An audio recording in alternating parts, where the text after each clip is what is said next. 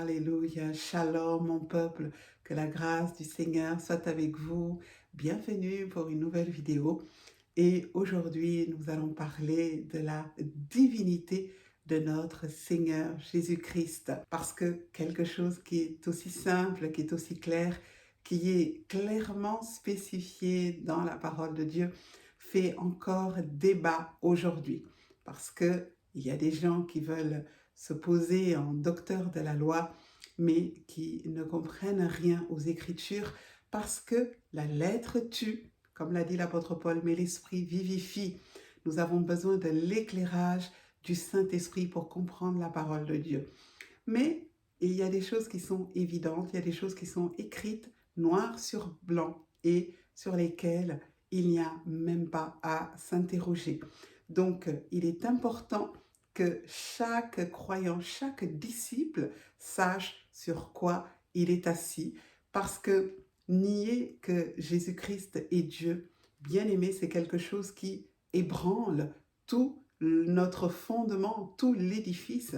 Nier que Christ n'est qu'un simple homme ou un simple prophète que Dieu a envoyé dans le monde, c'est quelque chose de grave parce que c'est lui retirer son droit à l'adoration.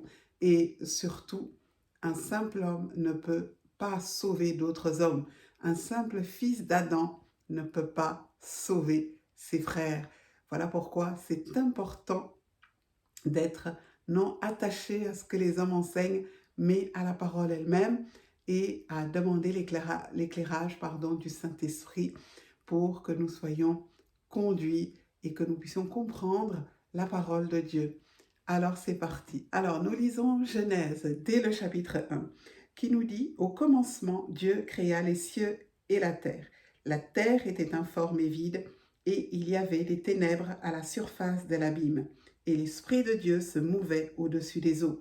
Dieu dit que la lumière soit, et la lumière fut. Dieu vit que la lumière était bonne, et Dieu sépara la lumière avec les ténèbres. » On peut s'arrêter là. Dès la Genèse, dès le Béréchit, dès le commencement, Dieu dit lumière, parce que c'est en hébreu, en fait, il n'y a qu'une seule parole, lumière, que la lumière soit. Et cette lumière vient pour écarter les ténèbres, elle vient pour repousser les ténèbres. Et ici, dans ce passage, bien aimé, nous avons toute l'histoire de l'humanité. Toute l'histoire se résume à ce seul verset, lumière. Dieu voit que la lumière est bonne, il la sépare des ténèbres. Et cette lumière nous parle de Jésus-Christ qui a dit dans Jean 8 au verset 12, « Je suis la lumière du monde ». Dans le livre de 1 Corinthiens au chapitre 1 verset 30, l'apôtre Paul nous dit que Jésus a été fait pour nous sagesse, justice, sanctification et rédemption. Et ces paroles font écho au livre de Proverbes qui nous parle énormément de la sagesse, et nous trouvons au chapitre 8, verset 22, ces paroles. « L'Éternel m'a acquise au commencement de ses voies, avant ses œuvres les plus anciennes, j'ai été établi depuis l'éternité. » Et nous lisons au verset 30, « J'étais à l'œuvre auprès de lui, et je faisais tous les jours ses délices. » Ce passage, il est merveilleux parce qu'il atteste, bien aimé, que la sagesse a été une des premières œuvres de Dieu. Ça a été une des premières créations divines. Et cette sagesse, c'est Jésus-Christ lui-même. C'est là une preuve de son ancienneté, de son origine qui remonte à l'éternité. Et Hébreux au chapitre 1 verset 6 nous dit que lorsque le Fils a été introduit, Dieu a dit que tous les anges de Dieu l'adorent. C'est encore une preuve de la divinité de Jésus-Christ, parce que dans le ciel, on n'adore que Dieu. On n'adore pas un ange, on n'adore pas les séraphins, on n'adore pas les créatures, les êtres vivants. Il n'y a que Dieu seul qui est adoré.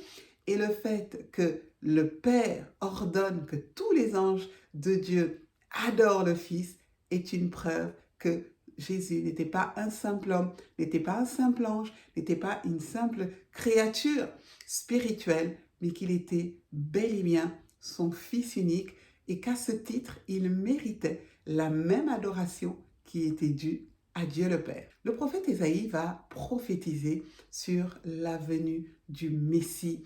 Et non seulement il va nous donner une prophétie de toute beauté sur cet enfant qui va naître, mais il va également lui donner toutes ses attributs et une caractéristique divine. Nous pouvons lire au chapitre 9, verset 5, « Car un enfant nous est né, un fils nous est donné, et la domination reposera sur son épaule. On l'appellera admirable, conseiller, Dieu puissant, Père éternel, Prince de la paix. » Et donc ici, on a non seulement cette allusion à la double nature de Jésus, à savoir que c'est un enfant qui va naître, mais cet enfant sera le Dieu Tout-Puissant. Cet enfant est le Dieu Tout-Puissant qui a pris chair, qui s'est incarné, parce que il est impossible qu'un simple homme puisse sauver d'autres hommes. Et toutes ces caractéristiques qu'Isaïe lui donne, admirable, conseiller, Dieu puissant, Père éternel, sont des caractéristiques que l'on ne peut attribuer qu'à une divinité. L'apôtre Paul a écrit aux Colossiens pour les mettre en garde et nous lisons dans Colossiens 2 au verset 8, « Prenez garde que personne ne fasse de vous sa proie par la philosophie et par une vaine tromperie, s'appuyant sur les traditions des hommes, sur les principes élémentaires du monde et non sur Christ. » Et il dit, « Car en lui habite corporellement toute la plénitude de la divinité. » Ici, il est clairement précisé que en Christ habite toute la plénitude de la divinité. C'est-à-dire que non seulement il était homme, il fallait qu'il vienne dans une chair d'homme pour être un parfait sacrificateur, pour comprendre notre nature, pour compatir à nos faiblesses, mais il fallait qu'il soit pleinement Dieu afin de pouvoir pardonner les péchés, afin de pouvoir accomplir tous les miracles qu'il a fait et afin de sauver parfaitement l'humanité. Donc en Christ habitaient ces deux natures. Mais avant ça, au chapitre 1 au verset 15, l'apôtre Paul va dire « Le Fils est l'image du Dieu invisible, le premier-né de toute la création, car en lui ont été créées toutes les choses qui sont dans les cieux et sur la terre, les visibles, les invisibles, trône, dignité, domination, autorité. Tout a été créé par lui et pour lui. Il est avant toute chose et toute chose subsiste en lui. Il est la tête du corps de l'Église, il est le commencement, le premier-né d'entre les morts, afin d'être en tout le premier. Car Dieu a voulu faire habiter toute plénitude en lui. » Ce passage nous parle clairement du Fils en tant que premier-né, mais aussi celui par qui tout a été créé et pour qui tout a été créé. C'est lui qui a donné la vie à tout ce qui existe. Et moi, ce passage me renvoie également à Ésaïe chapitre 4, verset 2, qui nous dit que en ce temps-là, le germe de l'Éternel aura de la magnificence et de la gloire. Et vous savez, le germe, c'est cette petite substance qu'il y a à l'intérieur d'une graine et qui va pouvoir permettre à la graine de croître. Le germe, c'est ce qui va donner la vie. C'est ce principe actif, vivant, qui se trouve dans chaque graine et qui va permettre à la plante de croître. Et il y a donc une différence notoire entre le germe et la terre, parce que les hommes ont été créés à partir de la terre. Les hommes ont été créés, mais le Fils, lui, a été engendré. Et lorsque vous lisez la Bible, la version Chouraki, on vous parle d'Adam le glébeux, celui qui a été créé à partir de la glaise, à partir de la terre.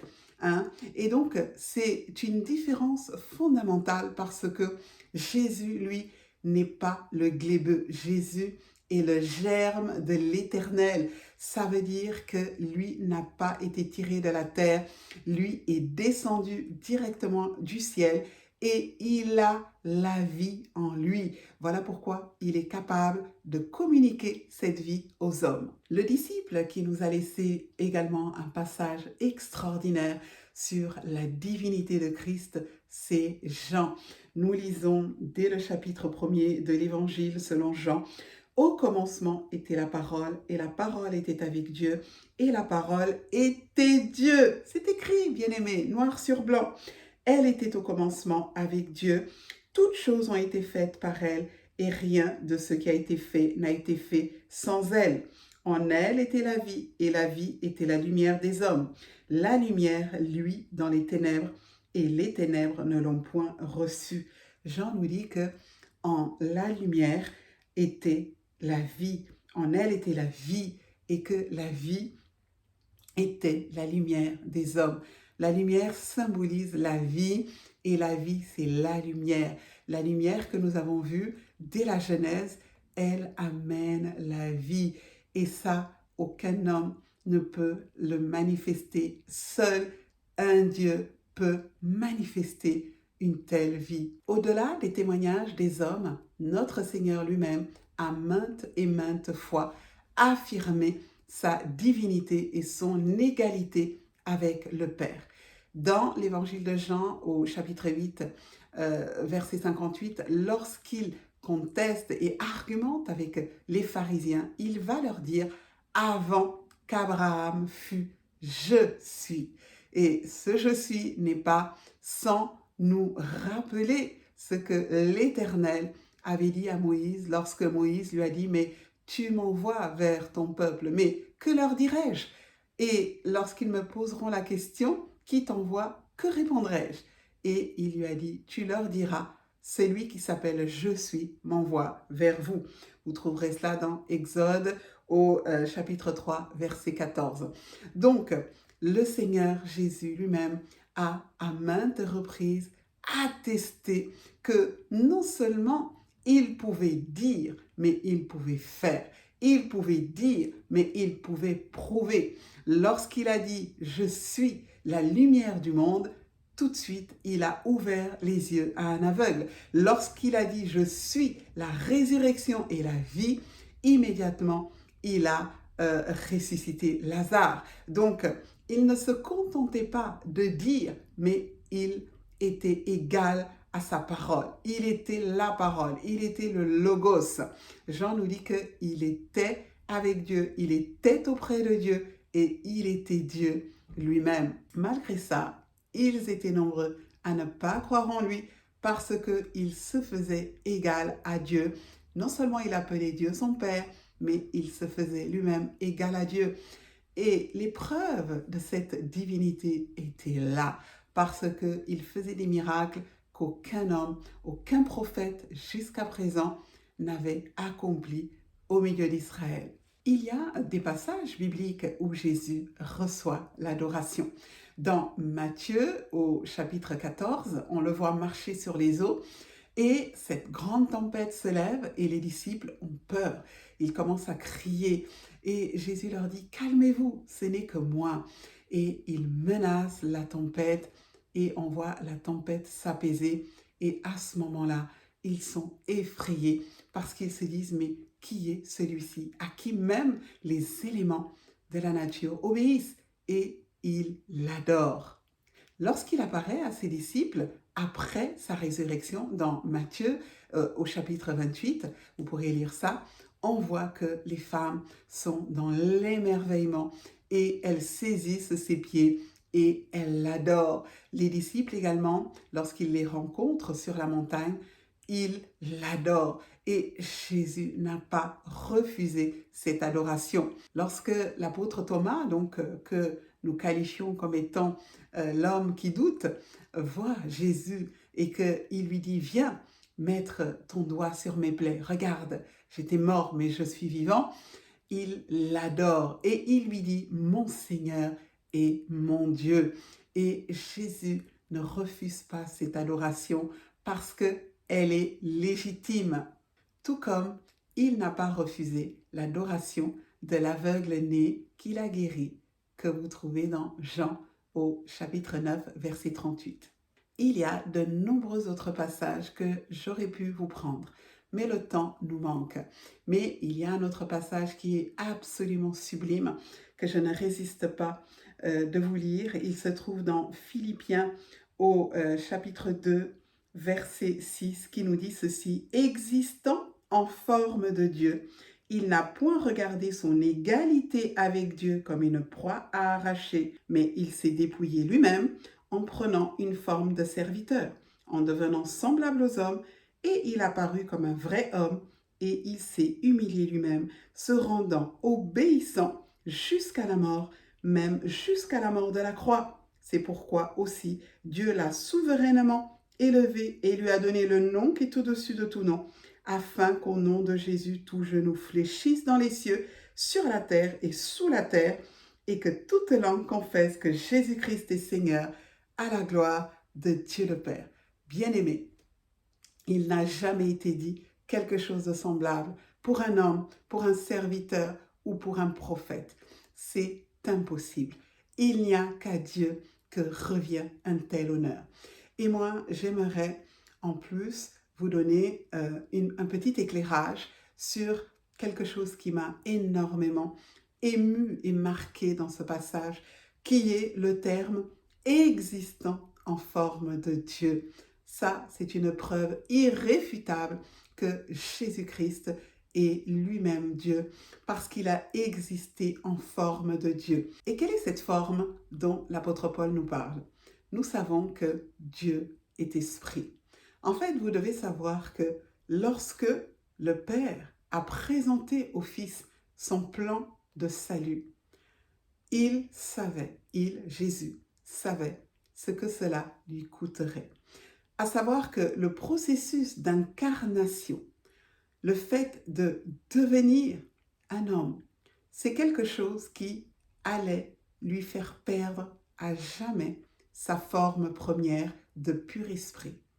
Vous devez savoir qu'en s'incarnant, Jésus a perdu sa forme première de pur esprit. Il est assis à la droite du Père, mais il a maintenant un corps glorifié. Il a gardé, bien sûr, tous ses attributs divins lorsqu'il était sur la terre. Il était pleinement homme, pleinement Dieu, nous l'avons dit. Mais il ne peut plus retrouver la forme première qu'il avait auprès du Père lorsqu'il était pur esprit. Et ça, c'est quelque chose à laquelle beaucoup d'entre nous ne réfléchissons pas. Parce que je pense aussi que beaucoup n'ont pas reçu cette révélation.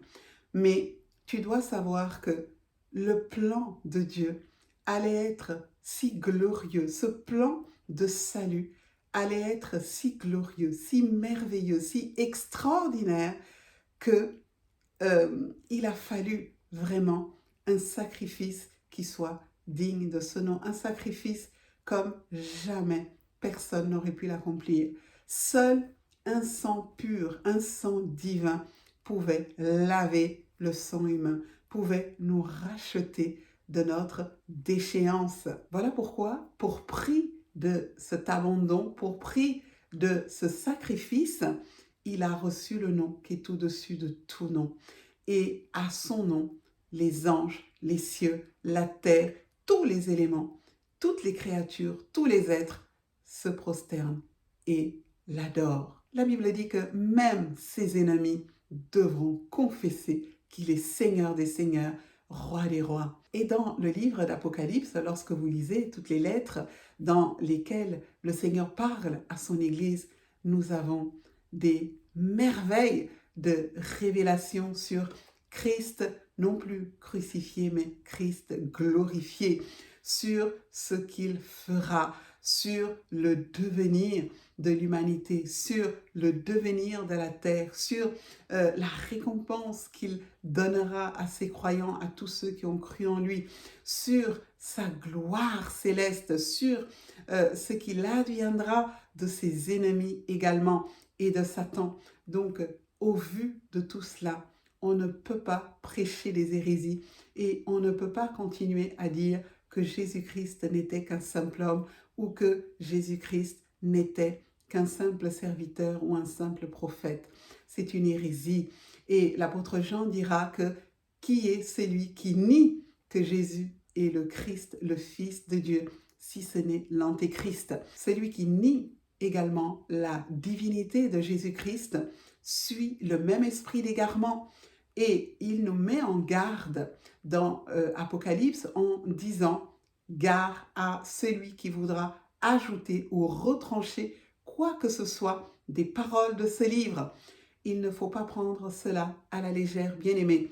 Nous devons nous contenter de dire ce qui est écrit dans la parole sans rien ajouter et sans rien retrancher. Et pour finir, je vais partager avec vous ces quelques petits éléments sur la croix qui allaient devenir tellement glorieuse, cette œuvre de la croix dont il nous est dit que les anges désirent plonger leur regard dans cet évangile glorieux. Cette croix allait devenir tellement extraordinaire, tellement glorieuse, étant l'objet du salut de l'humanité, que Dieu a marqué toute la création de la croix. Nous retrouvons la croix absolument partout. Dans la naissance, par exemple, lorsque l'enfant pousse son premier cri, hein, lorsque ce cordon ombilical est coupé, c'est la mort et la résurrection. Mais avant cela, lorsque le spermatozoïde féconde l'ovule, il y a une mort et une résurrection. Dans les éléments eux-mêmes, lorsque le soleil se lève et qu'il se couche, il y a une mort et une résurrection. C'est une forme de mort et de résurrection, c'est symbolique.